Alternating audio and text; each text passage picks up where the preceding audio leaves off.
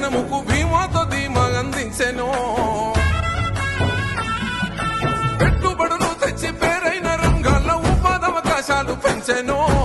ఏడాది పాలనకే వేల ఉద్యోగాల ఆశలకే ఊపిరోసెను ప్రత్యక్షంగా ప్రజావానైనవో సాక్ష్యమై స్వయంగా నిలబడ్డావో ముసలి ముతుకో బతుకులా సరవో వెనుకబడ్డ పల్లె భరోసవో కష్టాన్ని నమ్మిన జనముకు ఎనలేని సేవనందించినవో